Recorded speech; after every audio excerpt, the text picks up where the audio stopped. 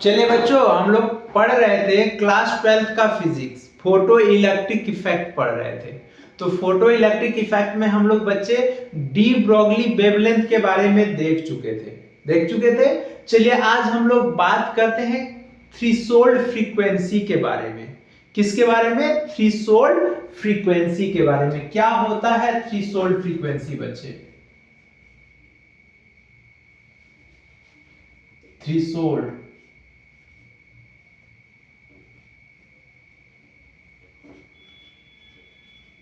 देखिए, threshold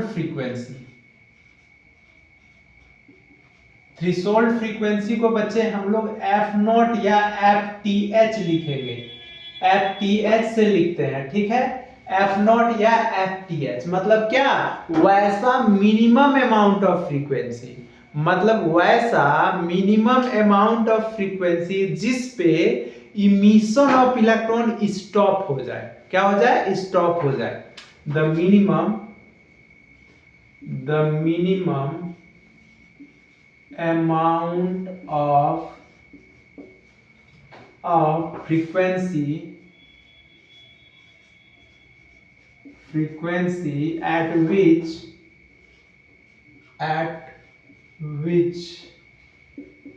the emission of photo, क्या बोले? इमिशन ऑफ फोटो इलेक्ट्रॉन क्या हो जाए बच्चे? स्टॉप हो जाए। स्टॉप, इसी को हम लोग क्या बोलते हैं? Threshold frequency. तो देखिए अब स्टॉप हो गया तो हम लोगों को यहाँ पे मिनिमम अमाउंट ऑफ फ्रीक्वेंसी, तो मान लेते हैं emission of electron takes place के लिए क्या चाहिए? Emission of electron take place, ठीक है। तो उसके लिए क्या बच्चे चाहिए? ई ग्रेटर देन और इक्वल टू क्या होना पड़ेगा? Phi not. E greater than और इक्वल टू क्या होना पड़ेगा? तब तो अगर मान लेते हैं वर्क फंक्शन, अगर मान लेते हैं रेडिएशन जो है सनलाइट का, फोटो मान लेते हैं सनलाइट का जो है फोटो एनर्जी जो है, मान लेते हैं फोटोन जो है अगर मेटल सरफेस पे पड़ रहा है एनर्जी के फॉर्म में, तो अगर बच्चे क्या बोले? अगर उसका एनर्जी मेटल के वर्क फंक्शन से ज्यादा या बराबर होगा तभी तो इलेक्ट्रॉन का इमिशन होगा। तो इसके जगह पे हम लोग क्या लिखे? H F greater than equal to क्या हो गया? Phi not. तो F greater than equal to क्या हो गया? फाई नॉट बटे H। तो दैट इज, इसी को हम लोग F मिनिमम बोल दिए या F TH, मतलब इस पे इमिशन हो जाएगा इलेक्ट्रॉन का, लेकिन हमको वैसा मिनिमम फ्रीक्वेंसी चाहिए जिस पे इलेक्ट्रॉन का इमिशन स्टॉप हो जाए। तो वही लिखे F मिनिमम या F TH is equal to क्या होगा? फाई नॉट बाय H हो जाएगा। तो ये हो गया इसका थ्रेशोल्ड फ्रीक्वेंसी, जहां पे वेयर फाई नॉट क्या हो गया बच्चे? वर्क फंक्शन है। क्या है? वर्क फंक्शन है। और H आप जानते हैं क्या है? प्लैंक्स कांस्टेंट है। तो देखिए, तो H का तो वैल्यू आप लोग जानते हैं 6.63 into 10 to the power -34 joule second होता है। तो इस बात समझ में कि क्या होता है थ्रेशोल्ड फ्रीक्वेंसी बच्चे? तो हम थ्रेशोल्ड फ्रीक्वेंसी में क्या बोले कि वैसा minimum frequency amount of frequency eight which the emission of photo electron क्या हो जाए? स्टॉप हो जाए, उसको हम लोग क्या बोलते हैं? थ्रेशोल्ड फ्रीक्वेंसी बोलते हैं। ठीक है बच्चों, तो देखिए हम लोग थ्रेशोल्ड फ्रीक्वेंसी देख लिए। तो देखिए condition for emission of electron क्या होगा बच्चे?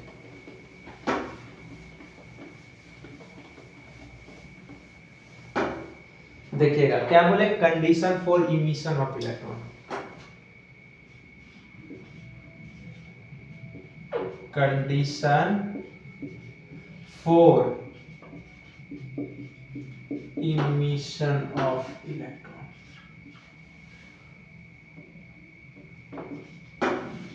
देखिए पॉइंट 1 में क्या बच्चे? देखिए इमिशन करना है हम लोगों का, क्या कंडीशन होगा कि इलेक्ट्रॉन इमिट करना मेटल सरफेस से चालू कर जाएगा। तो कैसे? मान लेते हम बोले थे कि लिथियम का अगर वर्क फंक्शन 2.5 इलेक्ट्रॉन वोल्ट है बच्चे, तो अगर सन से जो लाइट आ रहा है, सन से जो फोटोन आ रहा है, तो प्लैंक्स क्वांटम थ्योरी क्या बोल रहा है कि ईच फोटोन जो है वो अपने साथ एनर्जी लेके आ रहा है पैकेट के रूप में। तो मान लेते हैं उसका एनर्जी 2.5 है, तो जस्ट इलेक्ट्रॉन इमिट कर जाएगा, मेटल सरफेस पे निकल जाएगा, उसका काइनेटिक एनर्जी ना हो उससे कोई प्रॉब्लम नहीं है, लेकिन इमिशन हो जाएगा।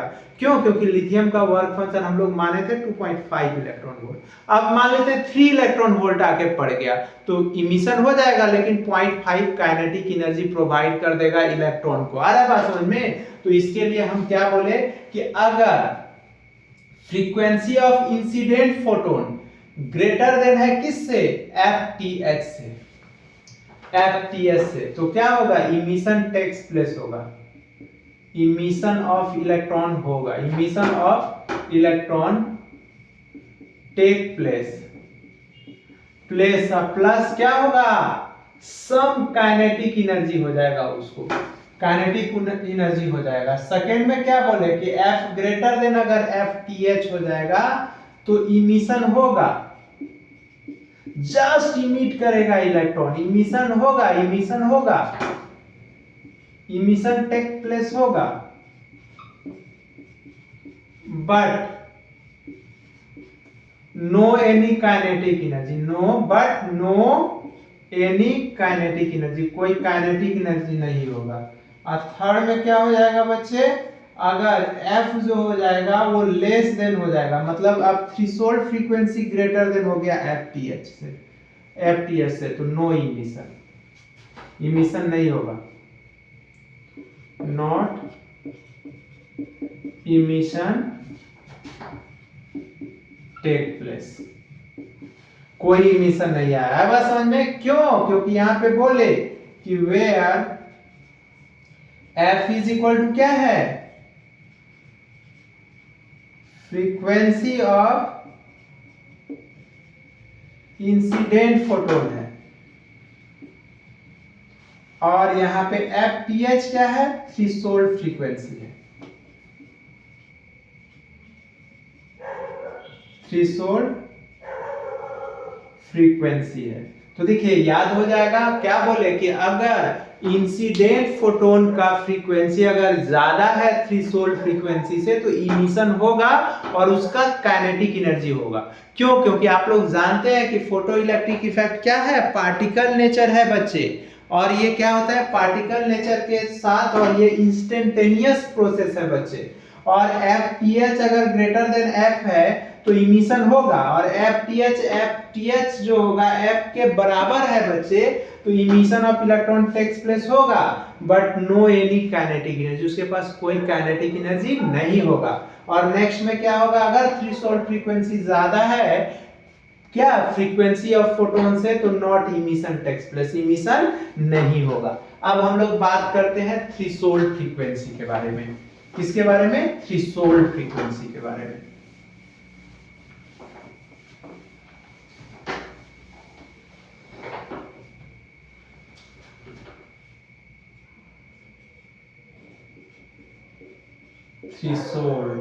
Threshold wavelength,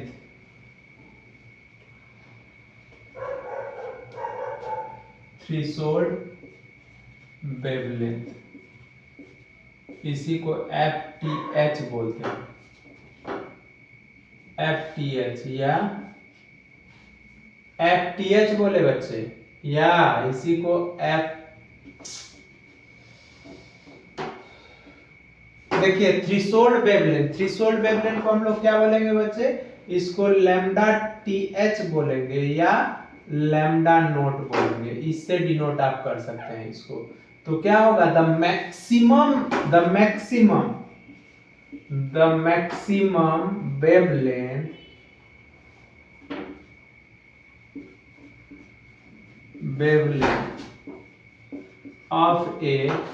of a metal surface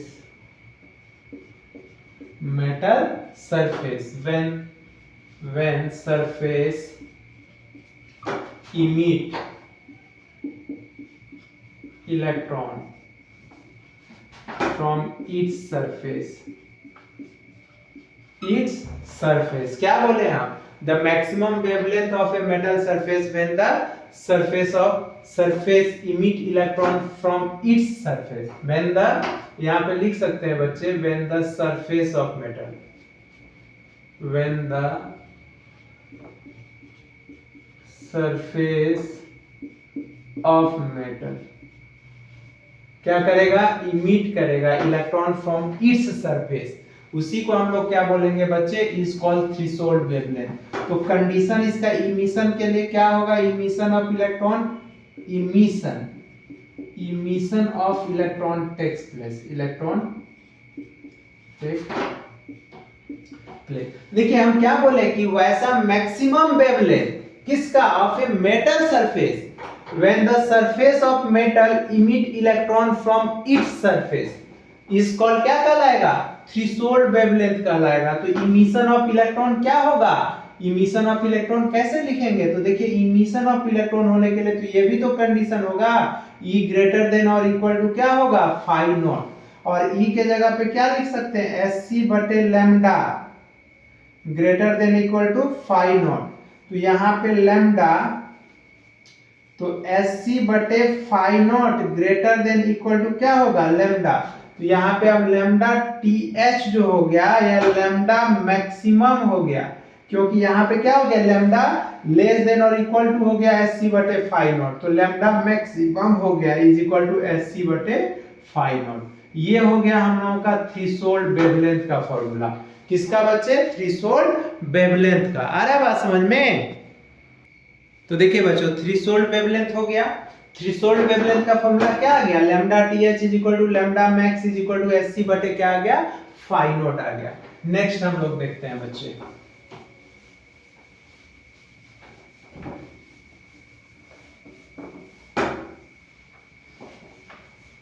देखिए तो यहां पे इमिशन ऑफ इलेक्ट्रॉन क्या होगा, इमिशन ऑफ इलेक्ट्रॉन,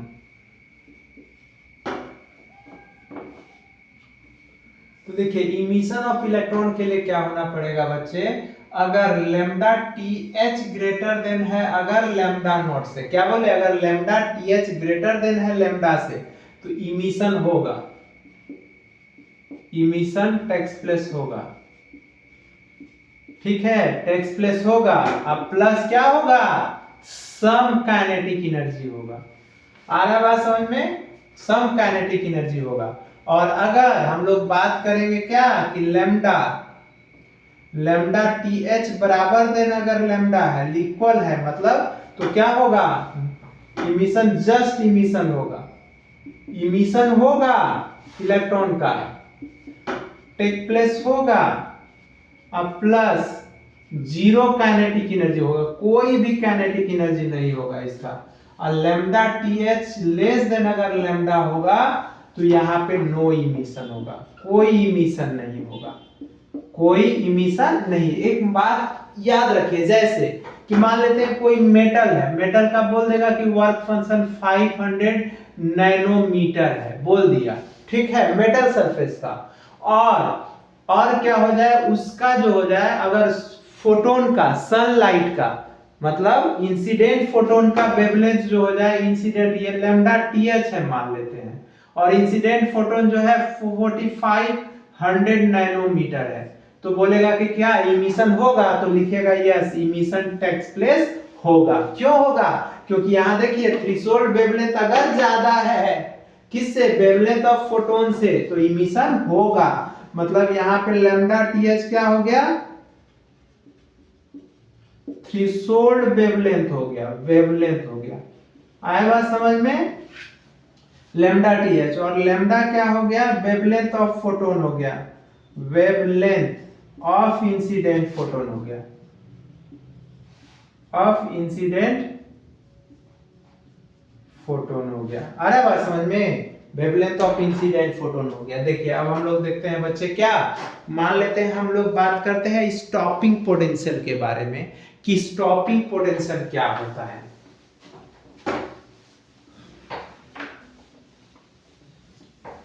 तो देखिए स्टॉपिंग पोटेंशियल मतलब बच्चे वैसा मिनिमम रिटार्डिंग पोटेंशियल कोई भी मेटल सरफेस का जिस पे वो मेटल सरफेस क्या हो जाए, इमिशन ऑफ इलेक्ट्रॉन को स्टॉप कर दे। तो सबसे इजी तरीका ये है बच्चे कि वैसा मिनिमम रिटार्डिंग पोटेंशियल जिस पे फोटो करंट क्या हो जाए, जीरो हो जाए, उसी को हम लोग क्या बोलते हैं, स्टॉपिंग पोटेंशियल।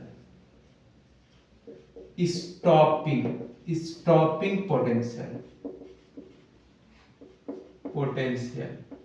या इसी को हम लोग कट ऑफ वोल्टेज बोलते हैं, वोल्टेज, इसको V नोट से लिखते हैं। तो क्या होगा, the minimum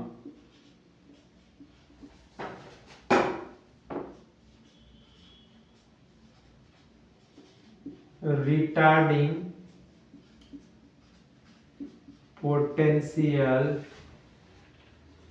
at which the photo current must be zero,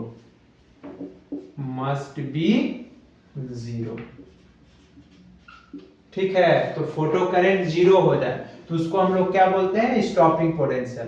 तो स्टॉपिंग पोटेंशियल, तो देखिए ये क्या होता है स्टॉपिंग पोटेंशियल, तो के मैक्स, स्टॉपिंग पोटेंशियल डिपेंड्स करता है बच्चे, K max is equal to 1/2 M V max का square is equal to E V not.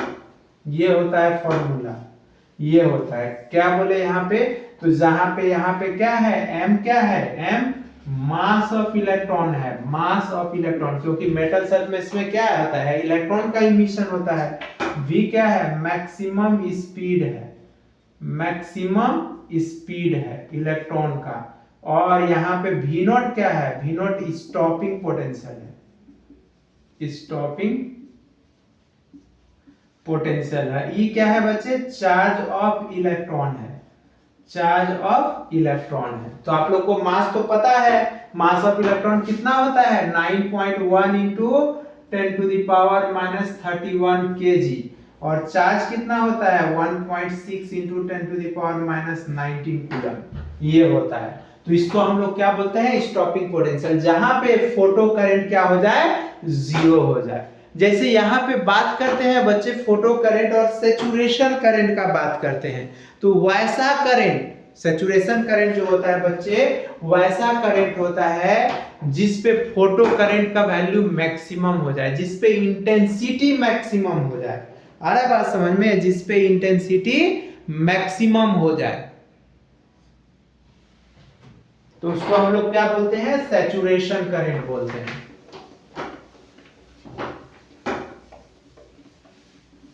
देखिए saturation current,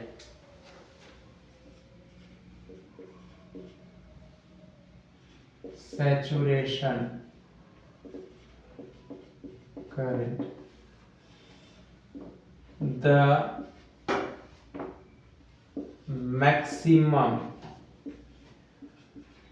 current at which the intensity of light is maximum।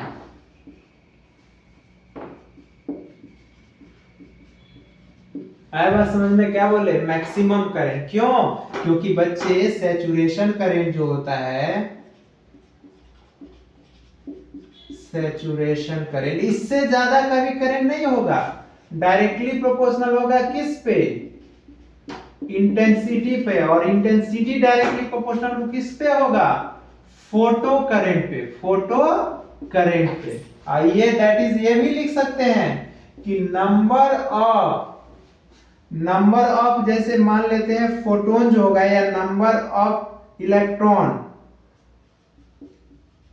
Electron जो होगा वो directly proportional होगा किसके, इंटेंसिटी के। और ये भी लिख सकते हैं कि इंटेंसिटी जो होगा बच्चे वो डायरेक्टली प्रोपोर्शनल होगा किसके, फोटो करंट के। फोटो करंट के। इसी कारण से बच्चे इंटेंसिटी वर्सेस फोटो करंट का ग्राफ ये हो जाता है, photo current versus intensity graph ये हो जाता है। क्यों? क्योंकि I जो होता है बच्चे डायरेक्टली प्रोपोर्शनल टू I हो जाता है। आ रहा बात समझ में? तो इस सैचुरेशन करंट देख लिए हम लोग। ठीक है बच्चे, चलिए नेक्स्ट क्लास में हम लोग देखते हैं क्या